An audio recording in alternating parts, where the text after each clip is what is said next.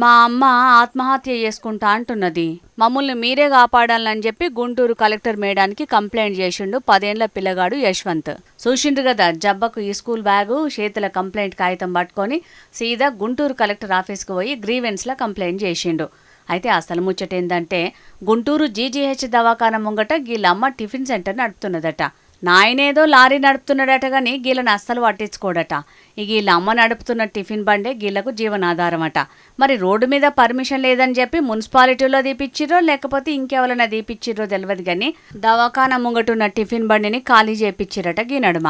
ఈ ముచ్చట మీద ఎన్ని మలకల ఆఫీసుల చుట్టూ తిరిగినా ఎవ్వరు పట్టించుకోలేదట.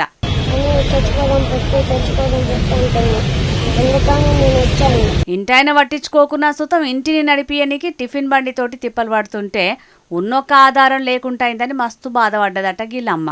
గందుకే తల్లి బాధను చూడలేక డైరెక్ట్ కలెక్టర్ మేడాన్నే కలిసి తిప్పలు చెప్పాలని అనుకొని కంప్లైంట్ కాగితాలను పట్టుకొని పోయిండన్నట్టు సంటోడు. ఇక చూసి ఆడున్నోళ్ళందరూ కూడా మస్తు పరిశానైనరట. కొన్ని వద్దులకేంచి మా అమ్మ దవాఖాన ముంగట టిఫిన్ బండి నడుపుతున్నది మేడం, మాకు గా టిఫిన్ బండి తప్ప మరే బతుకు తెరువు లేదు. టిఫిన్ బండి లేకపోతే మా అమ్మ ఆత్మహత్య చేసుకుంటా అంటున్నది.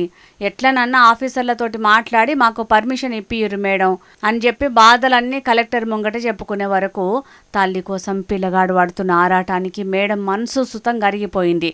ఇక ఎంబడే నువ్వేం బాధపడకు, చక్కగా బడికి పోయి చదువుకో, టిఫిన్ బండి ముచ్చట నేను చూసుకుంటానని చెప్పి పంపే వరకు ధైర్యంగా ఆడికేంచిపోయిండు 4వ తరగతి చదువుతున్న పిల్లగాడు యశ్వంత్. 4వ తరగతిలోనే కలెక్టర్ మేడాన్ని కలిసి సమస్యలు చెప్పుకున్నాడంటే సంటోని ధైర్యాన్ని చూసి మస్తు తారీఫ్ చేస్తురు ఆడున్నోళ్ళందరూ.